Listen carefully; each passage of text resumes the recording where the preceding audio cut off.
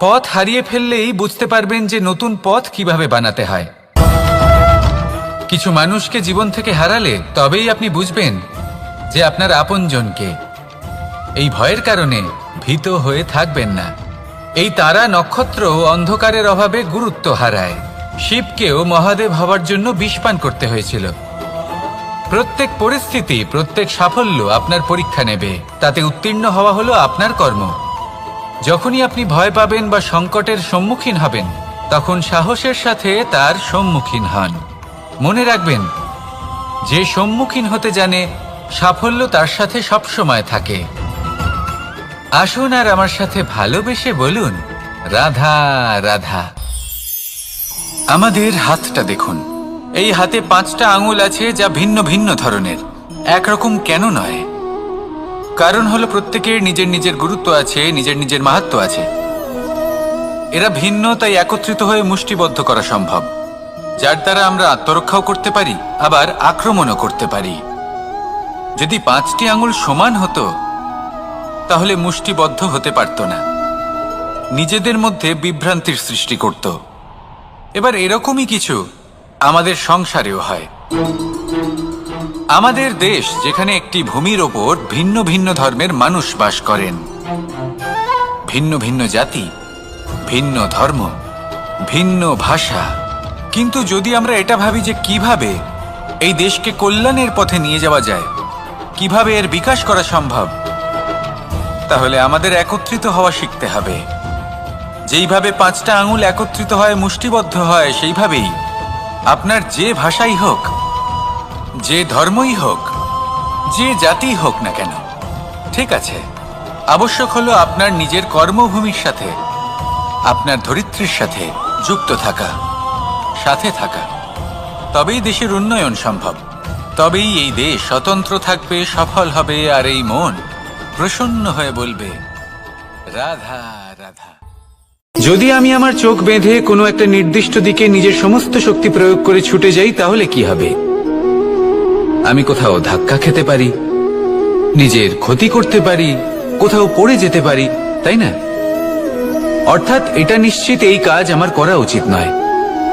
কিন্তু আজকের দিনে প্রত্যেকটা মানুষ এই কাজই করছেন, তাই না? কোনো কাজ করার পূর্বে সেই কাজের বিষয়ে সম্পূর্ণ তথ্য কোথায় সংগ্রহ করছেন? শুধু এটুকু জানেন যে এই কাজটা করলে কত ধন অর্জন করবেন আর কত নাম হবে, আর ব্যাস সামনে এগিয়ে যান। এটা উচিত নয়।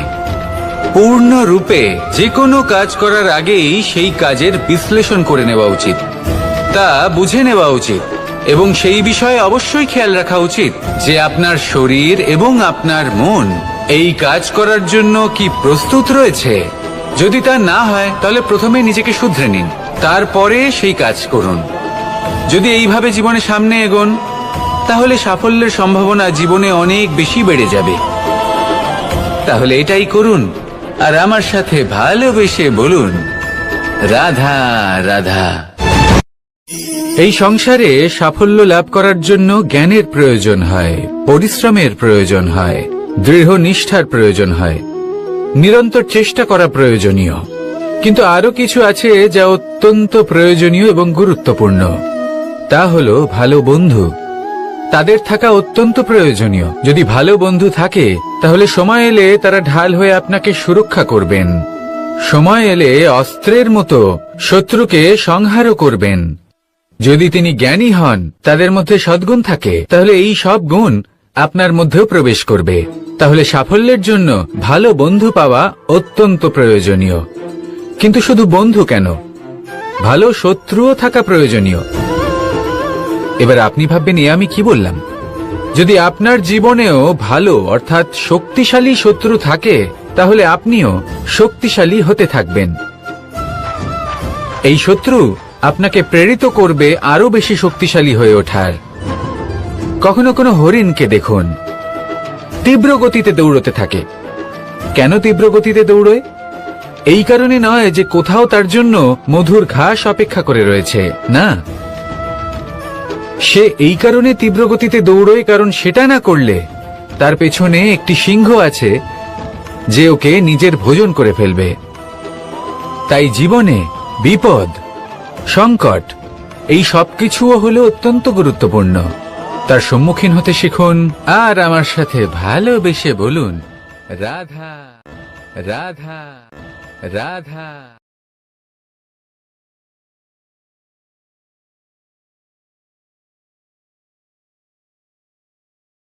লক্ষ্যে পৌঁছানো অত্যন্ত কঠিন হয়। কেউ ভাবেন যে কেন এত কঠিন হয়, কেন এত কষ্ট করতে হয় লক্ষ্যে পৌঁছানোর জন্য। এই লক্ষ্য সরলভাবে কেন আমার কাছে চলে আসে না? চলুন আপনাকে একটা কথা বলি, যদি আপনার লক্ষ্য কঠিন না হয় তাহলে তাকে পাওয়া আপনার পক্ষে অসম্ভব হয়ে উঠবে। লক্ষ্যে পৌঁছানোর এই রাস্তায় আপনি যে কড়া রোদের সম্মুখীন হন, যার থেকে আপনি দূরে পালাতে চান, সেই রোদ আপনাকে প্রেরণা যোগায় যে আপনি এগোতে থাকুন। ভাবুন একজন যাত্রী যে কিনা নিজের লক্ষ্যের দিকে যাচ্ছেন, সেই পথে উনি যদি একটু ছায়া পেয়ে যান আর উনি ওখানে বিশ্রাম নেন, তাহলে তার সাথে তার ভাগ্য গভীর নিদ্রায় সেখানে বিলীন হয়ে যায়। তাই পরিশ্রমের করা রোদের থেকে কখনো দূরে পালাবেন না। জীবনে শুধু সামনে এগোতে থাকুন দৃঢ়তার সাথে। আর লক্ষ্য সরল হোক, কঠিন হোক বা অত্যাধিক কঠিন হোক, একটা কথা মনে রাখবেন, যে জীবনের লক্ষ্যে পৌঁছতে পেরেছে সে লক্ষ্য প্রাপ্তির জন্য আফসোস কখনোই করে না। রাধা রাধা। ধৈর্য, এই ধৈর্য কি কোনো গুণ, কোনো অনুভূতি, কোনো দৃষ্টিভঙ্গি? আমার জন্য ধৈর্য এক বাহন। আপনি হয়তো ভাবছেন এই কেমন বাহন? বাহন তো ঘোড়া হতে পারে, হাতি হতে পারে, উটও হতে পারে, কিন্তু ধৈর্যকে বাহন বানানো মানে? চলুন আপনাকে একটা কথা বোঝাই। পৃথিবীতে এমন কোনো বাহন নেই যে তার আরোহীকে আছড়ে ফেলেনি। সেটা উট হোক বা হাতি হোক বা ঘোড়া হোক, চলতে চলতে কখনো নড়বড় করেই বসে। তারপর সেই আরোহী পড়ে কারোর পায়, তারপর পড়ে তার নিজের নজরে। কিন্তু ধৈর্যরূপী বাহন কখনো কাউকে ফেলে না, কখনো না। না সেই আরোহী কারোর পায়ে পড়ে আর না তো নিজের নজরে। কারণ ধৈর্য আপনাকে বিবেক প্রদান করে, বিবেক আপনাকে পরিকল্পনায় সাহায্য করে, আর পরিকল্পনা প্রদান করে আপনাকে শক্তি আপনার লক্ষ্যের দিকে অগ্রসর হওয়ার। বুঝলেন? ধৈর্যকে সঙ্গে রাখুন, নিজেকে আরো ধৈর্যশীল করে তুলুন। এই ধৈর্যের সাহায্যে আরোহণ করে দেখুন কিভাবে এই বাহন আপনাকে আপনার গন্তব্যে পৌঁছে দেবে। রাধা রাধা। সংসারে এমন একটা ভ্রান্ত ধারণা রয়েছে যে সবকিছু ভাগ্যের দ্বারা পাওয়া যায়, কিন্তু ভাগ্য, প্রারব্ধ এ তো সকলের জন্যই সমান হয়। এটা তো ব্যক্তির উপরে নির্ভরশীল হয়, তার আকাঙ্ক্ষার উপরে নির্ভরশীল হয়, বাসনার উপরে নির্ভরশীল হয়, স্বভাবের উপরে নির্ভরশীল হয় যে উনি সেটা নিয়ে কি করেন। দেখুন, এই প্রসাদ কিন্তু সকলকেই দেওয়া হয়, কিন্তু তা গ্রহণ করবেন কিভাবে সেটা ব্যক্তির উপরে নির্ভর করে। আপনাকে এক উদাহরণ দিই। যেমন ধরুন, দুজন মানুষকে আমি একটা করে মাটির ডেলা দিলাম, সেটা নিয়ে তারা কি করবেন? একজন মানুষ তার ছোট ছোট ডেলা বানাবেন আর পথযাত্রীদের ওপরে ছুঁড়ে মারবেন, হাসি ঠাট্টা করবেন, তাদের বস্ত্র নোংরা করে দেবেন, সেটাতেই উনি আনন্দ পাবেন। অন্যদিকে দ্বিতীয় ব্যক্তি সেই মাটির ডেলা দিয়েই নিজের জন্য একটা কুঁড়ে ঘর বানাবেন। সেই কুঁড়ে ঘর যা রোদেতে, বৃষ্টিতে, ঝড়ে তাকে সুরক্ষিত রাখবে। অনুভূতি, এই অনুভূতি বদলাতে শিখুন। এই অনুভূতি অত্যন্ত গুরুত্বপূর্ণ। ভালোবাসাতেও এই অনুভূতি হলো অত্যন্ত গুরুত্বপূর্ণ। ভালোবাসা সে বন্ধুর সাথে হোক, মা বাবার সাথে হোক, ভাই বোনের সাথে হোক, স্ত্রীর সাথে হোক, যে কারোর সাথে হোক।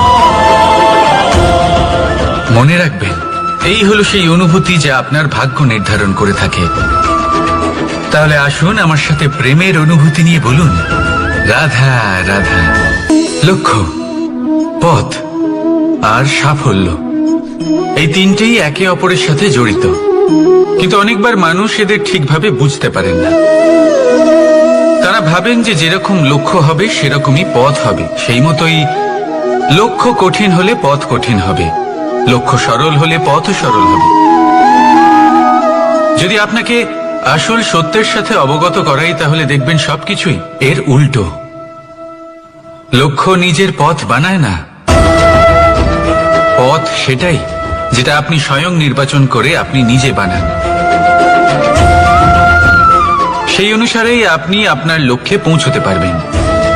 সেই জন্য জীবনে যখনই লক্ষ্যে পৌঁছানোর পথের বিষয়ে আপনি কোনো সিদ্ধান্ত নেবেন, তাহলে তা ভেবে চিন্তে নেবেন, কারণ এই পথ অত্যন্ত গুরুত্বপূর্ণ।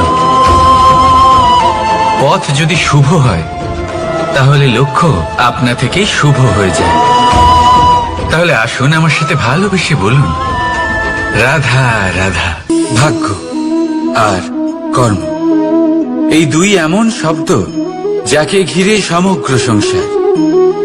কেউ বলে আমার ভাগ্যে এটা ছিল না, যা পেলে আমার জীবন অন্যরকম হতো। কেউ বলে আমার গত জন্মের কর্ম নিশ্চয়ই এমন ছিল, যে কারণে এই জন্মে এরকম ভাগ্য পেয়েছি আমি। এসব বাদ দিন আর একবার শান্ত চিত্তে ভাবুন। আপনি বুঝতে পারবেন যে ভাগ্য আর কর্ম এই দুই এই জন্মের। তফাৎ শুধুমাত্র এটাই যে যদি ভাগ্যের কথা বলা হয়, তাহলে আপনি এই ভাগ্যের থেকে যত বেশি আশা করবেন, তত বেশি নিরাশ হবেন আপনি। কারণ এই আশা আপনাকে কর্ম করা থেকে আটকায়। যদি কথা বলা হয় কর্মের, তাহলে নিজের কর্মের প্রতি যত বিশ্বাস রাখবেন, তত বেশি সফলতা আপনার কাছে আসবে।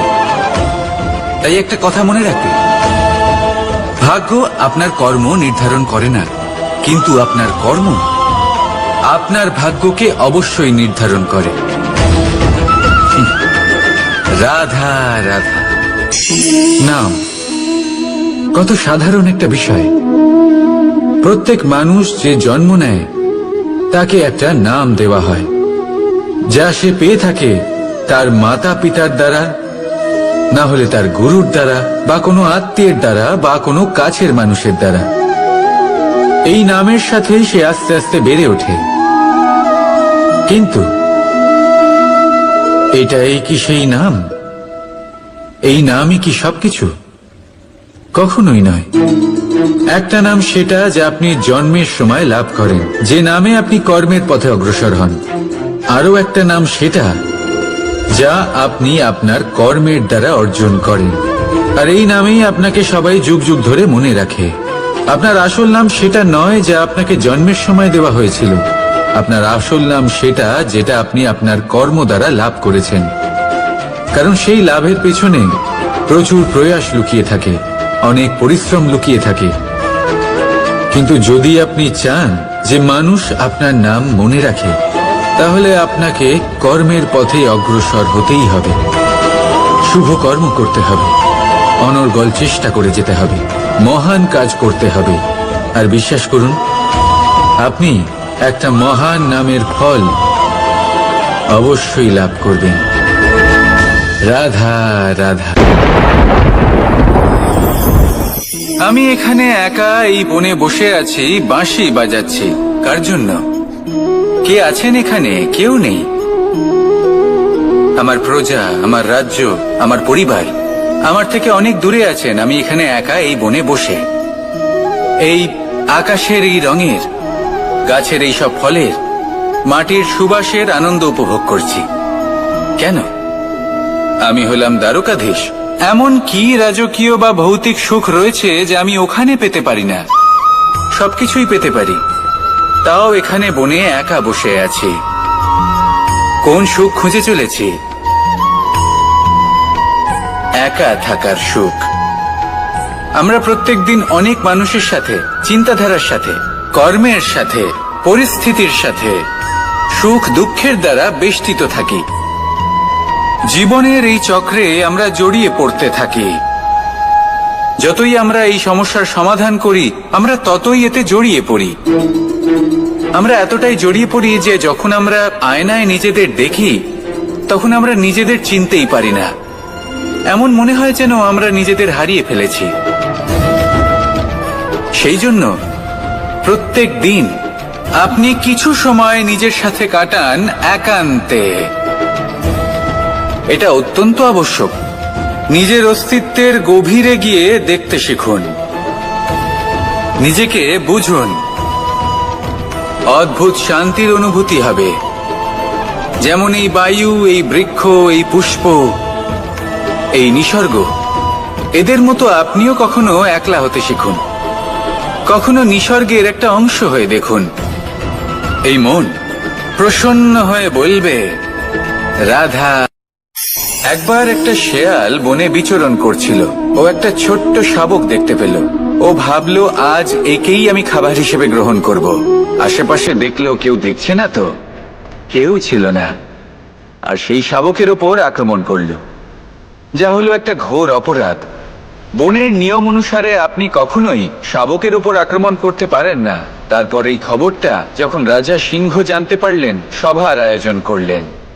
কিন্তু সেখানে শেয়াল বলল, আমি তো এরকম কিছু করিনি। কিন্তু যদি আপনি এরকম বলেন, কোনো প্রমাণ দিন, এর কোনো সাক্ষী আছে? তখন রাজা সিংহ পেঁচাকে ডেকে পাঠালেন, যে সেই মুহূর্তে বৃক্ষের শাখার ওপর বসেছিল। সে সব কিছু দেখেছিল। পেঁচা সব সত্যি কথা বলল, আর শেয়ালকে মৃত্যুদণ্ড দেয়া হলো। এবার এই কাহিনী আমি আপনাকে কেন শোনালাম? কারণ মানুষও কখনো কখনো এরকম কর্ম করেন যা শিয়াল করেছে। এটা ভাবেন কেউ দেখছে না, যখন আমি অনুচিত কর্ম করতেই পারি। কিন্তু না, আপনি যাই করুন না কেন, কেউ না কেউ অবশ্যই তা দেখছে। কোনো ব্যক্তি না হলেও কোনো প্রাণী, না হলে কোনো যক্ষ বা দেব বা প্রেত। যদি এনারা কেউ না দেখেন, তাহলে ধরিত্রী মাতা দেখেন, যেখানে দাঁড়িয়ে আপনি সেই কর্ম করছেন, তাই না? তাই একটা কথা সবসময় মনে রাখবেন, কে দেখছেন কে দেখছেন না সেই বিষয়ে ভাবা ছেড়ে দিন। এটা খুব সহজ কথা। আপনি যদি উচিত কর্ম করেন, উচিত ফল পাবেন। যদি অনুচিত কর্ম করেন, তাহলে আপনি অনুচিত ফল অবশ্যই পাবেন। সেই জন্য উচিত পথে চলতে থাকুন, উচিত কর্ম করতে থাকুন, আর আমার সাথে ভালোবেসে বলুন, রাধা রাধা। বাহ, পুষ্পের সুবাস আমার খুব ভালো লাগে। অত্যন্ত সুন্দর হয় এই পুষ্প। এইভাবে চারিদিকে পুষ্প দেখে মন আনন্দিত হয়ে ওঠে। এবার আপনারা ভেবে দেখুন, আমার চারিদিকে পুষ্প নয়, আগুন আছে। তাহলে কি হবে? আমার শরীর কি জ্বলে যাবে না? অবশ্যই জ্বলবে।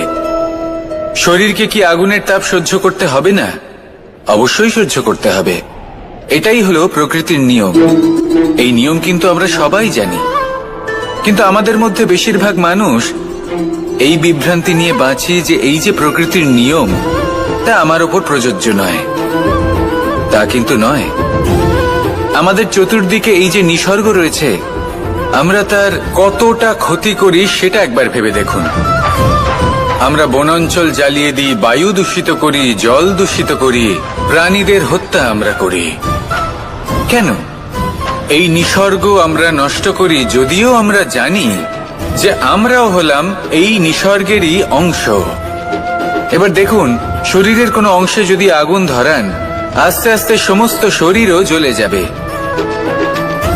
সেইভাবেই নিসর্গ যদি নষ্ট হয়ে যায়, তাহলে মনুষ্য জাতিও নষ্ট হয়ে যাবে।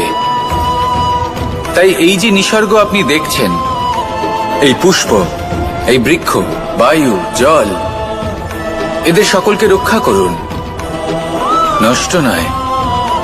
মনে রাখবেন, যদি নিসর্গ থাকে, মানুষ থাকবে। যদি নিসর্গ থাকে, তাহলেই জীবন থাকবে। আসুন আমার সাথে ভালোবেসে বলুন, রাধা রাধা। কারই না পছন্দ বলুন তো?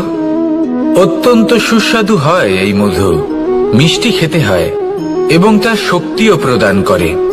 এবং প্রত্যেকটি মিষ্টি পদার্থের মতোই এতেও খুব তাড়াতাড়ি পিঁপড়ে ধরে যায়। অন্যদিকে যদি নুনকে দেখি, তাহলে বছরের পর বছর রাখলেও এতে পিঁপড়ে ধরে না। এবার যদি কথা বলি বন্ধুত্বের, তাহলে বন্ধুত্ব নুনের মতো হওয়া উচিত, মধুর মতো নয়। যারা সামনে এলে শুধুমাত্র মধুর মধুর কথা বলবে, পরে এতে পিঁপড়ে ধরে যাবে। এটা নুনের মতো হওয়া উচিত। প্রকৃত বন্ধু হলো সে, যে সময় এলে পরে আপনার সামনে আপনার প্রকৃত সত্য তুলে ধরবে। তা সে যতই কঠিন হোক না কেন, আপনার দোষ, আপনার অপগুণ, আপনার খামতি আপনাকে বলতে পারবে, যাতে আপনি সেগুলো শুনে মেনে নিয়ে তারপর নিজেকে শুধরোতে পারেন। এটাই হলো প্রকৃত বন্ধুত্ব। কখনো নিজের জীবনের আশেপাশে মন দিয়ে দেখবেন, অনেক সময় এমন মানুষ থাকেন, অনেক বন্ধু থাকেন, যাদের দেখে আমাদের মনে হয় যে এনারা খুব কঠোর, এনাদের কথা খুব কটু। কিন্তু বেশিরভাগ এমন মানুষের মনটা যদি বুঝতে পারেন, তাহলে দেখবেন তাতে কোনো মালিন্য নেই। এনাদের মন অত্যন্ত পবিত্র হয়। যদি আপনার জীবনেও এমন কোনো ব্যক্তি থেকে থাকে, এমন বন্ধু থাকে, তাহলে তাদের আগলে রাখুন আর আমার সাথে ভালোবেসে বলুন, রাধা রাধা। যতক্ষণ আমরা এই সংসারে জীবিত, ততক্ষণ আমাদের সাথে সবকিছু থাকে। আমাদের ধন, সুখ স্বাচ্ছন্দ্য, আমাদের মিত্রগণ, আমাদের পরিবার, এই সমাজ, এই সবকিছু আমাদের সাথে থাকে। যেদিন আমরা এই সংসারকে ত্যাগ করব, এদের মধ্যে কেউ আমাদের সাথে যাবে না। না ধন, না স্বাচ্ছন্দ্য, না সম্পত্তি। এই সকল মানুষ, এই সমাজ, এরা শুধুমাত্রই শ্মশান পর্যন্ত আমাদের সাথে থাকতে পারবেন। তারপরে যদি আমাদের সাথে কিছু যেতে পারে, তাহলে তা শুধুই আমাদের ধর্ম। আর এই সংসারে আমরা নিজেদের যে সুনাম রেখে যাই, সেটা সম্ভব শুধুমাত্র কর্মের দ্বারা। সেই জন্য সংসারে যতদিন পর্যন্ত জীবিত আছেন, যদি কিছু অর্জন করতে চান, তাহলে ধর্ম অর্জন করুন, ধর্মের বিষয়ে স্পষ্টতা অর্জন করুন এবং কর্ম অর্জন করুন। এটাই হবে আপনার অতীত এবং এটাই হবে আপনার ভবিষ্যৎ, এবং এটাই সকলকে প্রেরণা প্রদান করবে। আসুন আমার সাথে ভালোবেসে বলুন, রাধা রাধা। কোনো যাত্রায় যাব বলে মনে করি, তখনই আমরা প্রস্তুত থাকি আসন্ন বিপদের জন্য বা সংকটের জন্য। যেমন যদি আমাদের মনে হয় যে আজকের পরিবেশ খুব ঠান্ডা হবে, তাহলে আমরা গরম বস্ত্র ধারণ করি বা সেটাকে সাথে নিয়ে যাই। যদি মনে হয় যে বৃষ্টি হতে পারে বা বৃষ্টি হয়ে চলেছে, আমরা দেখছি, তাহলে আমরা একটা ছাতা সাথে নিয়ে নিই। আমরা প্রস্তুত থাকতে চাই এবং এটাই উচিত, এবং সেই কারণেই আমরা যাত্রায় সাফল্য লাভ করি। কিন্তু যদি আমরা কথা বলি জীবনযাত্রা নিয়ে, যা কিনা সব থেকে বেশি গুরুত্বপূর্ণ, তাহলে তার জন্য আমরা পূর্ণরূপে প্রস্তুত থাকি না। আশেপাশের মানুষ, এই সমাজ, আমাদের সাথী, আমাদের মিত্ররা যে কোনো মুহূর্তে বদলে যেতে পারেন। সেই জন্য আমরা নিজেদেরকে কখনো সাবধান করি না, কখনোই নিজেদের প্রস্তুত করি না। আমাদের এটা কখনোই মনে হয় না যে এরকম হতে পারে, আর সেই কারণেই শেষে গিয়ে আমরা অত্যন্ত দুঃখ পাই। একটা অমূল্য শিক্ষা আছে যেটা আমাদের লাভ করা উচিত, সতর্ক থাকা উচিত। এই জীবনযাত্রার জন্য শুধুমাত্র এই পরিবেশের বিষয়ে তথ্য সংগ্রহ করা বা তাকে অনুমান করা, এটুকু হলেই চলবে না। আমাদের আশেপাশের মানুষজনকে দেখতে হবে, তাদের স্বভাব, পরিস্থিতির ওপর নজর রাখতে হবে। যখন তারা রং পাল্টাচ্ছেন, নজর রাখতে হবে, তা অত্যন্ত আবশ্যক। পরিবর্তন আপনার জীবনে অবশ্যম্ভাবী, সঠিকভাবে তার সম্মুখীন হন। আসুন আমার সাথে ভালোবেসে বলুন, রাধা। এই সংসারের সব থেকে বড় সুখ কি? কেউ বলবেন নিজের লক্ষ্য প্রাপ্ত করা, কেউ বলবেন ধন উপার্জন করা, কেউ বলবেন নিদ্রাই সব থেকে বড় সুখ, কেউ বলবেন রাজ্য লাভ করা, আবার কেউ বলবেন মাতার হাত থেকে খাবার খাওয়া, আদি ইত্যাদি। কিন্তু যদি সত্যি কথা বলি, এই সংসারের সব থেকে বড় সুখ হলো সেবা করা। কখনো কাউকে সেবা করে দেখুন। এই সেবা দ্বারা অন্য কোনো মানুষের আশীর্বাদ লাভ করাতেই সুখ রয়েছে। আপনার সেবা ভাব দ্বারা যখন কোনো মানুষ নিজের অন্তরাত্মা থেকে আপনাকে আশীর্বাদ করে, তার থেকে বড় সুখ আর কিছুই নেই। কারণ প্রত্যেক মানুষের মধ্যে ঈশ্বর বাস করেন।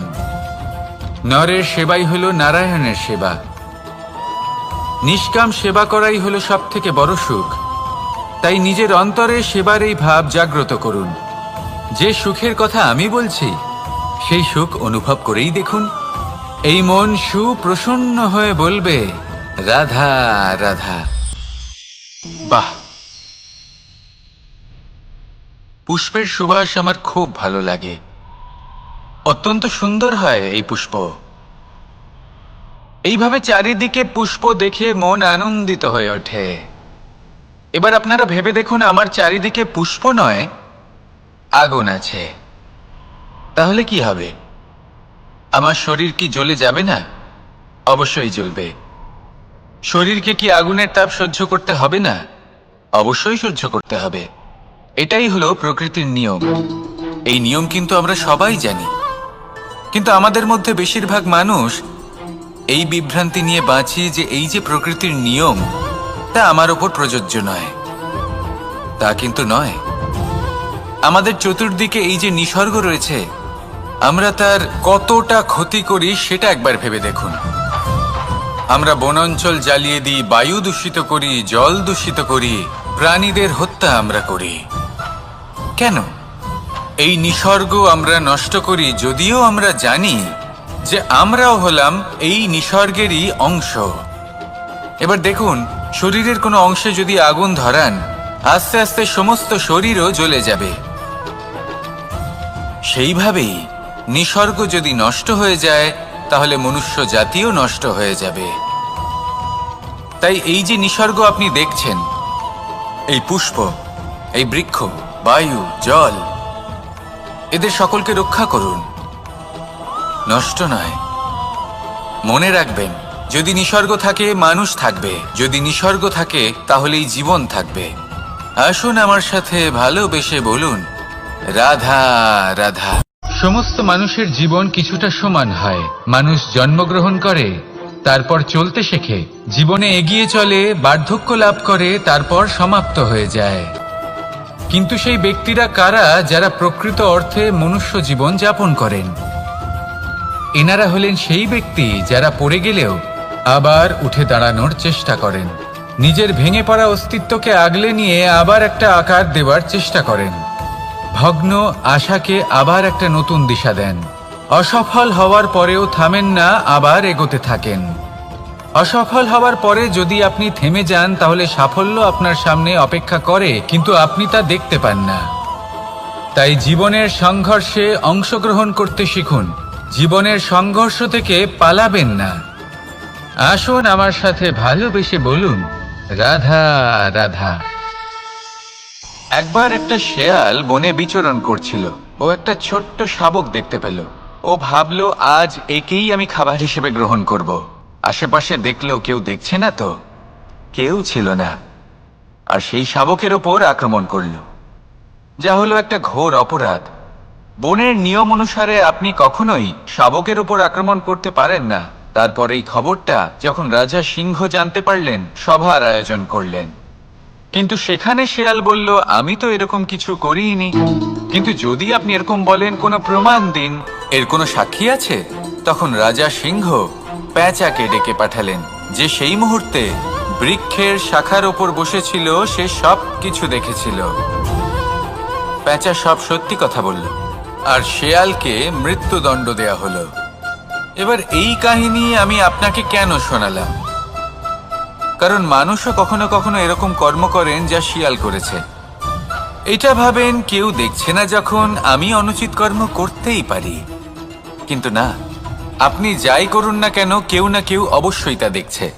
কোনো ব্যক্তি না হলেও কোনো প্রাণী, না হলে কোনো যক্ষ বা দেব বা প্রেত। যদি এনারা কেউ না দেখেন, তাহলে ধরিত্রী মাতা দেখেন, যেখানে দাঁড়িয়ে আপনি সেই কর্ম করছেন, তাই না? তাই একটা কথা সবসময় মনে রাখবেন, কে দেখছেন কে দেখছেন না সেই বিষয়ে ভাবা ছেড়ে দিন। এটা খুব সহজ কথা। আপনি যদি উচিত কর্ম করেন, উচিত ফল পাবেন। যদি অনুচিত কর্ম করেন, তাহলে আপনি অনুচিত ফল অবশ্যই পাবেন। সেই জন্য উচিত পথে চলতে থাকুন, উচিত কর্ম করতে থাকুন, আর আমার সাথে ভালোবেসে বলুন, রাধা রাধা। আপনি কখনো কোনো বাজকে নিজের বাসা বানাতে দেখেছেন? এই বাজ যখনই কোনো বাসা বানায়, তখন উঁচু গাছের ডালে বা কোনো পর্বতের শিখরে বাসা বানায়, অনেক উচ্চতায়। আর সেখানে তার সন্তানও জন্মগ্রহণ করে। যখন এই সন্তানেরা জন্মায়, তখন এই বাজ খুবই ভালোবেসে এবং খুব সাবধানে এদের পালন পোষণ করে। নিজের ঠোঁট দিয়ে তাদের ঠোঁটে খাবার পরিবেশন করে। কিন্তু যেই সেই সন্তানেরা হৃষ্টপুষ্ট হয়ে যায়, এবং সেই কথা বাজ নিজে বুঝতে পেরে যায়, সেই বাজ নিজেই সেই বাসা ছিন্ন ভিন্ন করে দেয়।